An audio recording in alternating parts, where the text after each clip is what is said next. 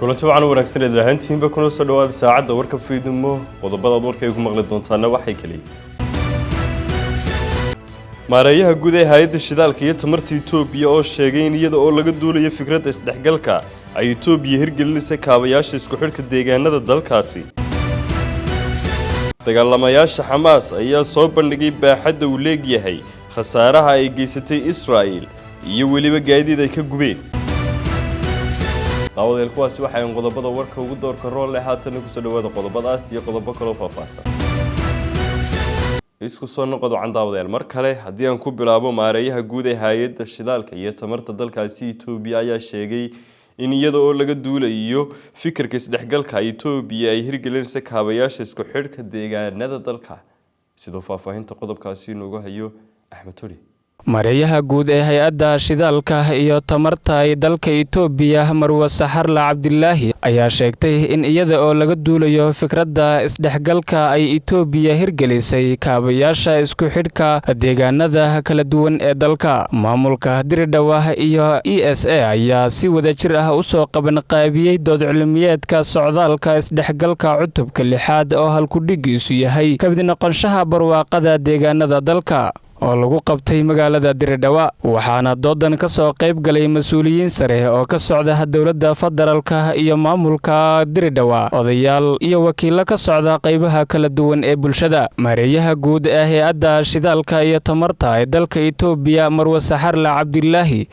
oo madasha ka hadashay ayaa waxa ay sheegtay in fikradda ka mid noqoshada ay muujinayso inaan u wada istaagno horumarka guud ee dalka Itoobiya iyo isku xidhka deegaanada kala duwan ee dalka Itoobiya waxay sidoo kale tilmaantay in Itoobiya ay ka shaqeynayso sidii ay ugu xidhi lahayd dalalka kale ee dariska ah iyada oo loo marayo wadooyin koronto iyo kaabayaasha kale ee kala duwan waxa ay xuseen in aaga ganacsiga xorta ah ee magaalada Diridhawa uu ka mid yahay fursadaha dheeriga ah ee uu haysto dalka Itoobiya waxay sheegeen in arintani ay abuurayso xiriir iskaashi oo aan kula tartami karno wadamada dariska ah agaasimaha guud oo hadalkeeda si wadata ayaa waxa ay sheegtay in Itoobiya ay ka shaqeynayso sidii ay u noqon lahayd xarunta tamarta ee bariga Afrika sidoo kalena waxa ay sheegeen in tani ay xoojinayso xiriirka ka dhaxeeya dadka isla markaana ay wax badan ka heli doonaan dhanka dalxiiska ee dalka Itoobiya Axmed Cabdiraxmaan Aadan Axmed Tudhi Shakal TV hay'adda maareynta masiibooyinka Soomaaliya ayaa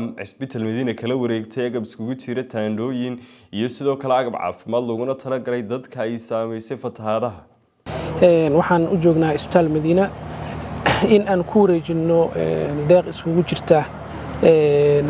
teendhooyin iyo agabka loo yaqaan markanaacada iyo daawooyin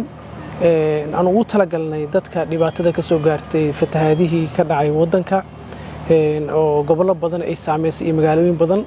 anagoo dareensan dhibaatada dadka walaalaheena soo gaaray iyo xaddiga ay eg tahay anagoo ka jawaabayna maaragtay mas'uuliyadda naga saaran bulshadeena xagga caafimaadka ayaan maaragtay maanta waxaan u joognaa inaan ku wareejino qalabkan iyo adeegan caafimaad hay'adda masiibooyinka qaranka agaasimaha qaybta caafimaadka Dr. Cabdullaahi Muuse si uu maaragtay ayagana maaragtay waajibkooda qaran u gutaan oo u gaarsiiyaan dadkaas dhibanayaasha ah waan ognahay dad badan oo maaragtay arintan ka shaqeynaya oo gurmadka dadkaas dhibaataysan inay jiraan annagana waxaan ka midnahay dadkaas oo maaragtay u gartay maaragtay inay tahay in la garab istaago dadkaas masaakiinta oo dhiman waan ognahay intaan in ka badan xitaa inaysan waxba ka tiri karin laakiin waxay naga tahay maaragtay mas'uuliyad iyo dareen walaaltinimo iyo shacab inaan u muujino dadkaas walaalaha dhibka soo gaaray ilaa waxaan ka rajaynayaa barwaaqadan inuusan musiibo nooga dhigin ayagana maaragtay dhibka ugu yareeyo khasaaraha soo gaarana uu Ilaahay intaas maaragtay ugu simo waana ku mahadcelinaynaa hay'adda masiibooyinka qaranka iyo guddiga qaranka iyo dhammaan dadka ka hoolan arrimaha gurmadka dadka masaakiinta oo meeshaas dhibkaas ka soo gaaray waxaan leenahay insha Allah dhamaanka Allah niga ajirsiyo mar haddii la isku wada tago oo maaragtay awoodda la kaashado waxaan aaminsanahay in maaragtay dadkaas dhibaatada laga saari karo waana maasiti wassalaamu calaykum waraxmatullaahi wabarakaatuh agaasimaha Isbitaalka Madiina madaxa logistikada iyo dhammaan tiimka maamulka Isbitaal Madiina waxaan kaga mahadcelinaynaa garashada iyo isxilqaanka aad isxilqaanteen ee aad xasuusateen ummadiina Soomaaliyeed inay u baahan yihiin maanta garabkiina runtii Isbitaal Madiina wuxuu caan ku yahay u gurmashada shacbiga Soomaaliyeed wuxuu caan ku ahaa isbitaalka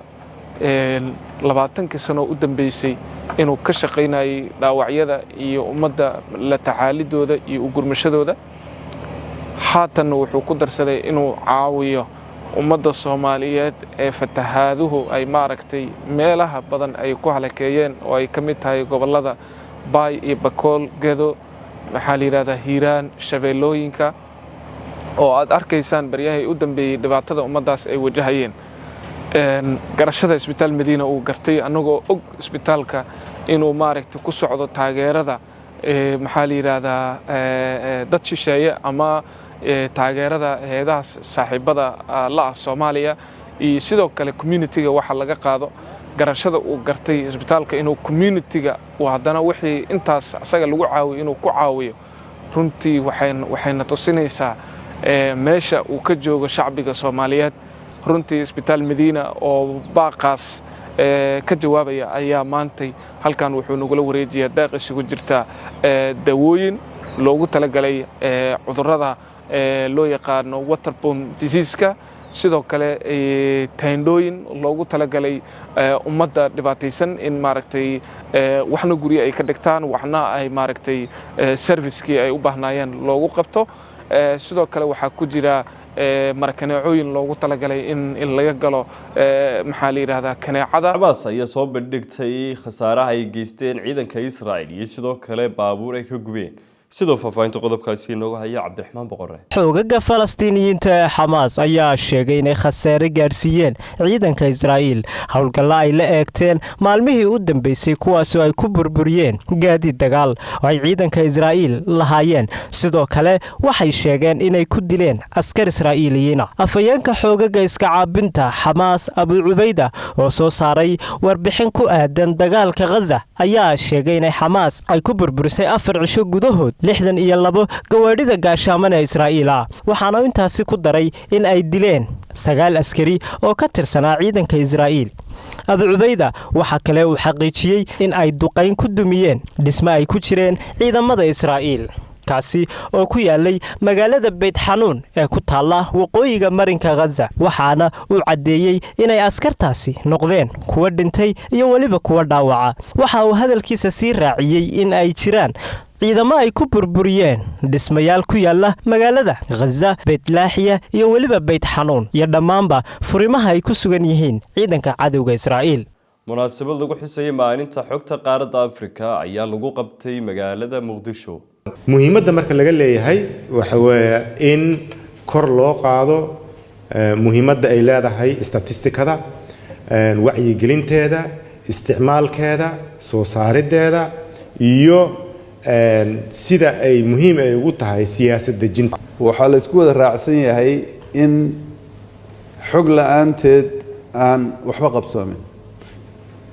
statistikadu waa furaha qorsheynta qorsheena qaranku ma noqon karo mid xaqiiqada ka turjumaya ama halkaan rabnona gaarsiiyo haddii aynaan haysan xog ama statistika sugan oo tayo leh oo la isku hadlay maadaama ay trade-ka uu muhiimad gaar u maanta yahay runtii aadan ugu baahanahay statistics in la helo oo trade ku saabsan qayb ka qaadano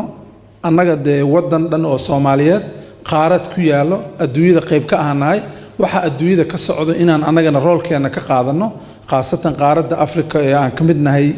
Africa Statistics Day-ga inaan sidaan sanad kastaba aan annagana aan qayb ugu nahay weynaynta muhiimadda ay leedahay xogta iyo dabaaldegista themeska iyo halku-dhigyada ay sanad kasta la qaadanayeen inaan annagana ka dawlad ahaan ka wadan ahaan aan roolkeena ka qaadano waxay ku tusinaysaa inaan cududeennii iyo dawladnimadeennii iyo dal ahaanteeniba oo soo noqonayo oo hay'ad kastaba iyo rool kastaba aan qaadanayno horta ayada nafteedana waa hambalyeena waana bogaadinayaa sanadkan halku-dhigga waa arinta trade-ka statistikada sanadkii hore sidaan oo kaleentana waxaan aan goobjoog u ahayn inay ku saabsanayd agriculture-ka marka sanad kastaba theme lagu qaataa sanadkii hore iyo sanadkaaba waxaad moodaa in annaga noogula talagalay maxaa dhacay agriculture-na waa meeshan annaga ku xooganahay oo ubadhaxaad noo ah dhaqaalaheena trade-na waad ogtiin dawladnimadeena markay xitaa laalaada ee daciifka ahayd ganacsigeena iyo private sector-keena very vibrant oo ahaa niman xooggan iyo gabdho xooggan oo shaqaysto oo waxooda iyo isku dabaridanayo dee aad iyo aad u fiican bay ahayd soo marka dee waaba themeska iyo halkudhigyada dowladda Soomaaliya si gooni ah annaga oo noogu heelinayaa wuxuu ajadu ahaa inaynu gallo arrimaha dibadda ajadaa waxbaynu ka bedelaynaa saakase kala horeynta anigii saddexdii xeer soo akhriya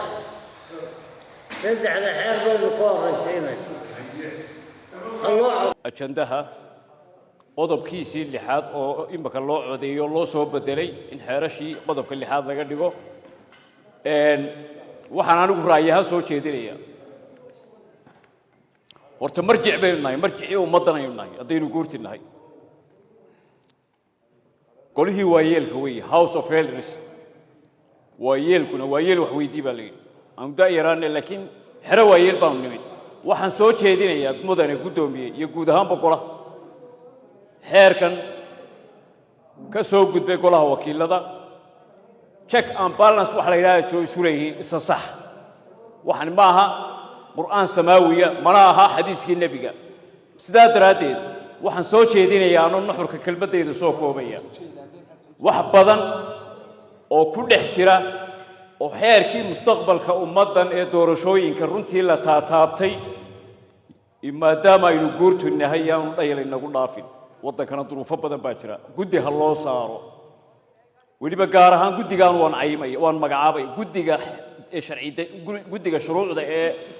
golaha oo lagu lamaaneeyey xubno guddiya oo ay shirguddoonku u xulaan way guddiga shuruucdu ee heer gole qaran dastuurka ilaaliyaan marka aayar yaanu ina hoos marin khayrna waan rajaynaynaa guddi ha loo saaro waxaa jirtay wax khilaafaadkii lagaga heshiiyey yaa jiray kaanu waxaan leedahay wixii khilaafaadkii lagaga heshiiyey